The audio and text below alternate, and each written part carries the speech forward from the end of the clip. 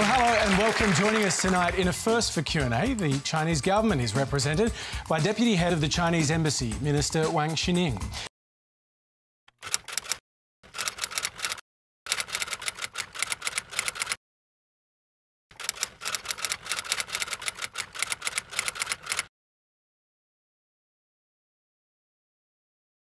What would be different about this epidemic if China was a democracy? Stan Grant. I think you've touched on something really significant there. This epidemic takes us into uncharted waters. For China, it's a little bit of a perfect storm. China's just come off its worst GDP figures in 30 years, its latest economic growth figures. So the economy had been slowing anyway. A crisis like this reveals the fragility of the Chinese model. China is often called a fragile superpower. Something like this where China is unable to control the information flow, unable to control reactions to this in the way that it can control normal life in China, can very quickly become an existential crisis. So it reveals some of the soft underbelly of China, that an autocratic regime finds it very difficult to deal with things outside of its control. In a democracy, of course, we have checks and balances. We are able to elect our own governments, and we also critically have a free media. So people can ask questions, they can hold people to account. What's happened in China, we saw with the Wall Street Journal reporters who reported critically of China are being expelled from the country. We saw with some health officials who had raised early concerns about this being detained inside the country. So it really does raise questions about a country like China, which has an outsized influence on the world, which is by some measures already the biggest economy in the world and certainly on track to becoming outright the biggest economy in the world, does not share a political system comparable to our own with its same checks and balances. Minister Wang, has China mishandled this crisis? I think the system helped to handle the epidemic pretty effectively. People doubt about cover-up at the first stage, but naturally it takes time to face a challenge. Was there a cover-up? I don't think there is a cover-up.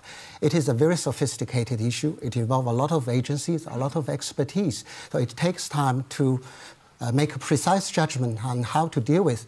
If possible, I would like to explain.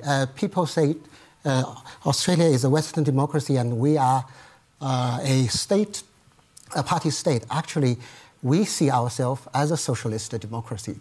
A simplest comparison between Australian democracy and Chinese democracy will be like this. You have a voting democracy, we have a working democracy, because efficiency is our top concern. Democracy involves voting. We vote. I was working. Who votes? People vote. People vote for the member of the National People's Congress and the People's Congress at all levels. There's not a free vote to elect the leaders of China. It is free. It is free. I work in the local government. I know how people are voted. Of course, So how many votes did Xi Jinping win to become the leader of China? Xi Jinping was voted the president, and in the party there's also a voting process. You don't know that. It doesn't mean it doesn't exist. Let me finish. I will take 2 minutes. Working democracy, why that? Because efficiency is top concern. We are a developing country. We need the efficiency to catch up with the developed world, with economic and social progress. And you have a deliberative democracy, we have a consultative democracy. We don't want to waste too much energy in the contention about ideas. At the final stage of parliament debate, at the threshold of policy making, we involve a lot of people in an extensive process of policy debate. When I worked in Beijing, our year plan need to consult with 8 parties who participated in administration and legislation. You don't know that. That doesn't mean it doesn't exist. And the final thing, you have a competitive democracy. We have an inclusive democracy. We don't think winner take all is a good idea for current China. We need to include everybody in the joint growth of our country. So if this policy, the minority might lose some interest, we will find another supplement way to make sure that their interests will be better protected. So it is difficult in this part of the world to understand how a democracy should work with one single leading party. It is difficult. Let me bring in Vicky Xu. Is China a democracy, as he describes it? I don't think. I think there are democracies written into China's constitution, but if they are practically carried out is another issue. And just speaking of cover up during coronavirus, I would like to give us here a timeline. So 30th December, a Chinese doctor, Li Wenliang, and he talked about the possibility of coronavirus in a private chat group with other doctors. He's a professional, he's a medical professional, so he knows what he's talking about. And he was taken away by the police, and he was forced to apologize, he was silenced. And 5 weeks after, this doctor passed away, and he was infected with coronavirus. And the 7th of January, the President Xi Jinping gave instructions to inside of the party to other leaders about coronavirus. But China did not declare national emergency about coronavirus until 20th of January. And that's, from the day Dr. Li Wenliang was taken away by the police to China, declared emergency. That's 3 weeks. So I'm sure a lot of public servants were working very hard to figure this out. But I do think the 3-week gap needs explanation. Minister Wang, was it a mistake to silence Dr. Li in the beginning? The central government already sent an investigation team to Wuhan to find out what happened with Dr. Li. But he's a very respectable and commemorable and people will remember him for what he does. He's one of thousands of doctors and nurses who dedicate their life sometimes for the sake of this epidemic. So let me bring in Stan Grant. Was the silencing of Dr. Li a symptom of the system? That's the question, really. It goes to the heart of the problem in the system, and that is that the system is not transparent and it does not allow the free flow of information. And under Xi Jinping, that has only doubled down. As you know, there are more activists, more dissidents, more journalists locked up in China today under Xi Jinping than there was before.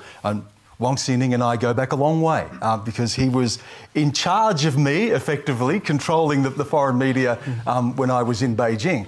When we would do a story on CNN, which I was working for then, that the Chinese did not want people to watch, and Minister Wang would know this, the screen would go black. So information was blocked from people. People that we would interview would often disappear, would be put under house arrest or detained. We were detained on numerous occasions, sometimes violently and physically detained, intercepted. So the problem in the country is that it doesn't trust its own people to allow the free flow of information. Hence, something like this can very quickly become an existential crisis for a country like China. When you add to that a slowing economy, increasing unemployment, increasing levels of debt, protests in Hong Kong, you reveal the fragility that sits underneath the autocracy of China. The suppression of information that he's describing, that's true, isn't it? I don't agree. Well, you do black out the screen. We were there together, and yes, you know very well what happened to foreign journalists if they didn't obey your rules. There were over 600 foreign correspondents. Some are from the West media, some are from developing countries. We think sometimes the West media filter out the information, pick out a piece from the large jigsaw to portray China as a very autocratic country where if you go into the alleys, go into the street, talking to the people, you'll find, for example, according to Pew Center, 85% of the people agreed with what the government is doing. They think China is moving to the right direction. And there are 90 million Communist Party members. And each year there are 2 million more joining the party, 80 of them under the age of 35. If you think they are idiots, that will be insult. But this is just a simple question. Do you suppress information by blacking out the screens when there's information you don't like? What case you are referring to? But Stan, I'm sure you can. Numerous examples, and you know this. When something goes to air the Chinese officials didn't like, they would black the screen. I'm not sure about which case you refer to, but we... OK, I'll give you an example. We did stories on Chen Guangcheng, who was a blind activist being held under house arrest by the Chinese government. When we did stories, the minute we would mention his name, the screen would go blank. There's just one example. That's a case related to Washington's involvement with the judicial process of China. And I think freedom of speech is also enshrined in our constitution, and the government is trying best to protect that on the condition it doesn't affect the social stability. And I think anywhere in the world there's a periphery for freedom of speech. I don't think child pornography or pro-terrorist information would be allowed in Australia or anywhere in the world. So if we see the party's leadership is enshrined in the constitution, everything has to be done according to the Constitution. Vicky? I would like to add that in the case of Dr. Li Wenliang, following his death, this is the biggest public outcry I've seen in China's social media in the last 5 years, maybe up to a decade. Let me finish. And people are so angered and saddened by this doctor's death because, he's the perfect doctor. He's the perfect Chinese citizen. He supports Hong Kong police. He supports all the Communist Party policies. He's a party member. He's a party member. Yes. He's a perfect citizen. Yes. Yet, he was silenced and he died from this virus. And on social media, the trending hashtag was, I want freedom of speech. So the Chinese people think this is an act from the Chinese government party suppressing freedom of speech. Anyone who obstructs the process of proper dealing with the crisis, with this epidemic, will be dealt with according to either party disciplines or the national law. There's no doubt about that. Several high-level cadres already lost their job because they are bad performance during this process. No, I disagree. Wuhan mayor, on his way out, he was fired. When on his way out, he said he wanted to report this. It was a mistake. He didn't report this earlier, but he couldn't do it without central government's approval. So that delayed things. That is a problem of a centralized power. Again, you are picking one piece out of a big jigsaw. Look at the scale the central government and government at all levels put in this national campaign, and we believe at this moment every country that have been affected should share the information, particularly the method of treatment and medicine and vaccines with every country, with the International Health Organization, so as to prevent this epidemic from further spreading. Look at how much effort the government has made. Wuhan has been locked down overnight. More than 30,000 medical staff have been dispatched to Wuhan and other cities in Hubei province to help their colleagues. And the whole population were advised to stay home. It's unprecedented challenge in human history. It's unprecedented campaign organized by the Chinese government against an epidemic, which is a common enemy of mankind. Not only what the sacrifice China has done is for the benefit of the world. OK, let's take our next question this evening from Alexander Dayant. Oh, well, this is a good follow-up question. So this is for Deputy Head of Mission Wang Xining. When Scott Morrison announced his decision to extend the travel ban to all non-Australian arriving from China due to the coronavirus, you said it was an overreaction. But if China has locked down more than 45 million people in Wuhan, is China not also overreacting? So, Minister Wang, the question is, you've criticised Australia, describing something of an overreaction by barring students from coming here, for example. How can you call our reaction too much when you're taking very severe action in China? But you described Australia's reaction as a vicious cycle of panic and overreaction on February 4th. What I said 2 weeks ago, I mean, it is easy to fall into a vicious trap of panic and overaction. So, and I also said it's up to the Australian government to decide what to do.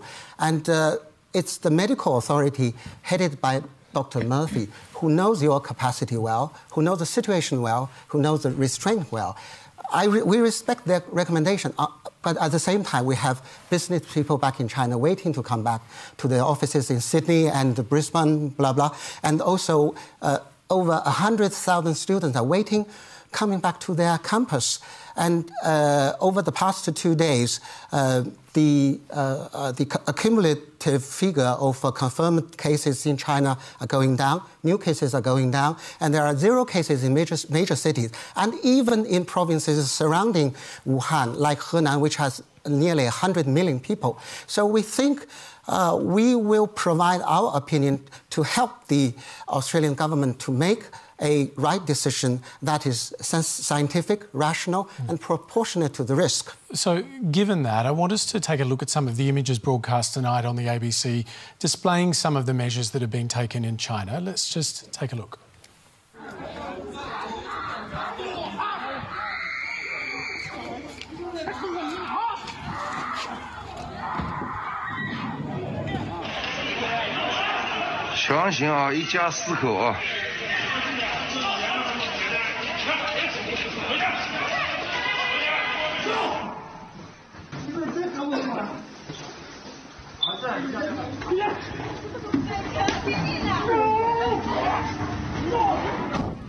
Are these sorts of measures appropriate, proportionate?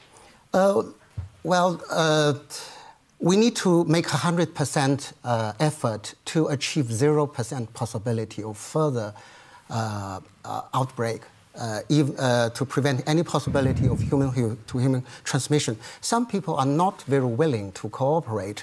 But are these tactics appropriate?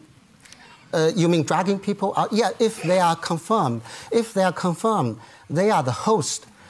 Think of their neighbors. And think of now, millions of people are staying home. They are also suffering because I know some people are quite stir-crazy, and the youngsters are talking on the social media. They miss hot pot, they miss barbecue and beer. They're talking about the possibility of next round get together. But most of the Chinese people are good people. They're willing to sacrifice their immediate pleasure and personal income for the greater good. If we let these people out, and there are several cases recently of not communal outbreak, but people-to-people transmission. Those people who were infected, what would you say to that? We don't use force to put them into custody and give them proper treatment and stop further outbreak. Let's take a video question next, and this comes from 2 gentlemen in Adelaide. Their names are Saddam Abdul Salam and Almas Nizamuddin. You may have seen them in a documentary about the Uyghur community in Australia last year. Hello, my name is Saddam and this is my friend Almas. And we are both Uyghur Australians. And our question is for Mr. Shining. Almas's wife is detained in the Communist Party prison without any evidence. He hasn't heard from her in 3 years. And my wife and my 3-year-old son are under house arrest in Xinjiang. My son is an Australian citizen with holding an Australian passport, and I have never met him. The Australian government have given my wife a visa so that they can come and join me in Australia, but the Chinese government won't let them leave. Why has the Communist Party locked up 1 million Uyghurs? Will you release our family members? Let's keep this very simple. Why can't he see his son? This is another piece out of a big jigsaw. The Xinjiang Autonomous Region has a land equivalent to Queensland and has the population of the entire Australia. Uyghur constitute about 2/5 of the entire population. There are 55 other other ethnic groups. And ever since 1990s, when there are strong growth of radicalism and terrorism in Xinjiang, the Chinese government made huge effort to secure safety for the people because thousands of people have been killed. But ever since 2016... With respect, that's not answering the question. It's simple. Why can't that man see his son? His son according is to my knowledge, it's Mr. Abdul Salam. Yes. Yeah, he's not a Uyghur, he's a Uzbek. He took his wife, the lady in Xinjiang, to the United States for a romance tour, and the lady became pregnant. It's understandable. But according to Chinese law, they don't have legal matrimonial relations. And according to what the regional government does the child have Australian citizenship? We don't recognize dual citizenship, so you are either Chinese citizen or Australian citizen. But the girl with the son, with the family, told the government in Xinjiang she would not like to come to Australia. This is the story. This is the information provided by the regional government. Again, let me finish. I think epidemic is a common enemy, but infodemic is much more serious an enemy. Well, if infodemic is the problem, why don't you let journalists go into Xinjiang? Why don't you let us go in and see these children? Yeah, what? I would happily travel there and interview. The journalists are going to Xinjiang. Would you allow me to go and travel there? Without minders, without people following him? Nobody will follow Hamish over there. So you would allow me to go with a team from the ABC to report from Xinjiang to see the cats? No, Stan worked with CNN. I think your team went to Xinjiang for a couple of times. People are talking about the training center. We were often detained. In this we part were of the often world. physically assaulted while trying to get to speak to people in many parts of China. As well you know, Wong, from our time together. Again. It's always taking a piece out of jigsaw and portray China as something very bad. With respect, I mean, there are a lot of pieces in this jigsaw that paint a very particular picture when it comes to information. Yes, yes. I mean, you're saying that it's wrong to identify small pieces of the jigsaw, but this is important. This is a family. The child is an Australian citizen. Why won't you let him travel here? My government wouldn't recognize his citizenship because his blood mother is the custodian, right? She is responsible for defining the citizenship of the boy.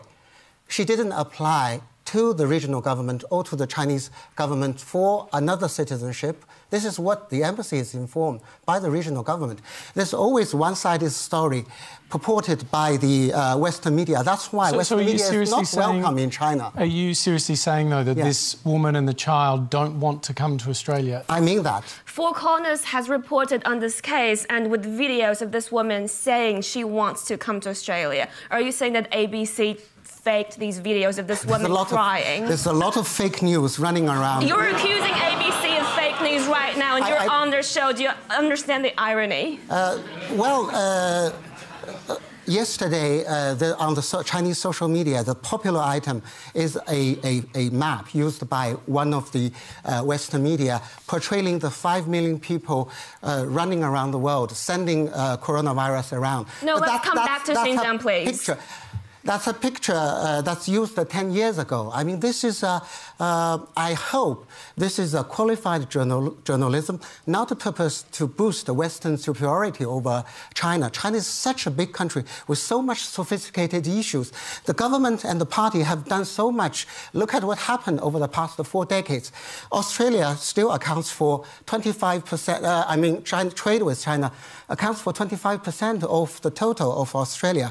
And China has put forward the Belt and Road Initiative to share economic opportunity with everybody in Asia-Pacific community. And we learn to share our resources with every citizen because we can't afford to have the same per capita resources consumption as the West.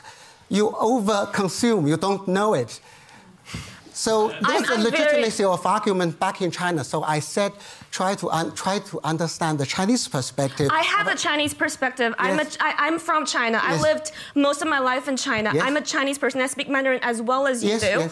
And I just want to go back to that question of those 2 men asking for their wives. I already explained the case. I already offer you the information from their perspective. From our regional government. So it's up to the whole Australian audience to judge about this particular case. But on the issue of Xinjiang, since I came to Canberra, I find it's a small number of people in Australia who tried all out to preach xenophobia and give a misportrayal of China.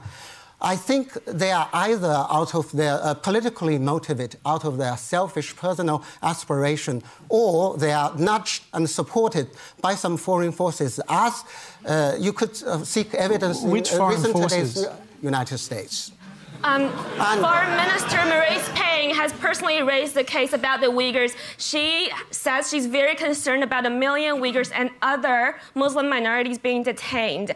And she has requested the Chinese government to give the information about the whereabouts of Saddam Abdul Salam's wife and child's whereabouts multiple times. Are you saying that our Foreign Minister Maurice Payne is Madam Payne somehow was a stooge of the United States? Madam Payne was misinformed. Are you saying she listens to fake news? Sometimes on the Western media's portrayal about the issue. It's training center. People get to be prepared for future jobs. Training centers with fences and barbed wires and watchtowers and guards. And people are rounded up and sent in. There are over 1,000 people who visited these training centers. Most of them, many of them are from Muslim countries. And those are guided tours with minders. Can I just interrupt here? Are people in these camps, and you call them re-education camps? No, they are not camps, they're training centers. Training centers. Are they there voluntarily? I think most of the trainees committed minor offences, not to the degree of criminal persecution. Yeah, that's a word. But are they there voluntarily? Some of them, many of them, I would say. Because that region was contaminated by terrorist and radical ideas, thousands of people were killed before 2016. If you blame the training center for holding these people, give them modern secular education, what would you say to the victims of those people killed? In Yunnan, a 16-year-old girl smashed people with knives and kill a lot of some people and say, I believe because I'm told by the terrorists, this is the way I will bring my victim to the heaven. And so the first priority is to. There are 10 million Uyghurs. Where have you got the number 1 million? This is a number confirmed by the UN. This is a number confirmed, recognized by the Australian government. We have United Nations officials visiting the training center and come to a different judgment and conclusion. You people laughed at my explanation because you were immersed with messages and information provided by the Western media. You were not even reading the Muslim media. In the UN Human Rights Council, Australia joined the other 22 countries who wrote a letter to the High Commissioner blaming China for the Xinjiang policy that represents 600 million people. But there are more than 30 countries who supported China, writing the same letter to the High Commissioner. They represent 3 billion people. Let me interrupt because we do need to wrap this up. Jason, you talked earlier about good China, bad China, and that Australia has this challenge in dealing with both. A final thought. On this particular issue, this is clearly bad China. I think we know what's going on here, and I think we need to call it out in the strongest possible terms. What we need to ask, however, it's great to talk about it here in Q&A, watching the fireworks, it's all good. But how do we make a real difference on this issue as Australians? And I think there's 2 ways that we can do this. The first is we need to be able to talk to the Chinese leadership at the highest level in an environment of trust so that our opinions are respected. So that relationship that we have with China is critically important. And I think that relationship right now has seen better days. So we need to improve that, number 1. Number 2 is, to the good China, we need to find those areas where we can collaborate with China positively to do something about these issues.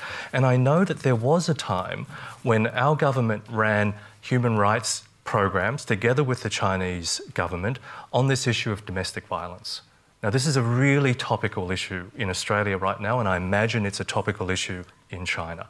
So how do we find those areas where our interests overlap, which aren't quite as heated as they are now and build on the good stuff. Because I suspect if we double down on good China, it allows us to have the trust, the relationships, to have the really hard, robust discussions about bad China. Can I just say something really quickly about that, though?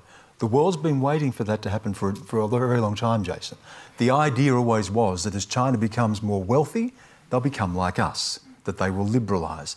Under Xi Jinping, we've all seen them doubling down on authoritarianism. So we can't just expect that China will become more like us if we find ways to cooperate and communicate. We're doing that, and we're seeing Xi Jinping reject outright ideas of liberalism and democracy. But why should China be like another Australia? It has 1.4 billion people while you have 25 million people, while you, the per capita... I think if we've learned one thing this evening, it's that we need to do another discussion about this. Sure. We do hope that you will come back. I'll be very happy to do that. I think the sensible voice is too stifled here. I hope I will have another opportunity to have an in-depth discussion about whatever issue you are concerned with. We look forward to having you back. That's all we have time for tonight.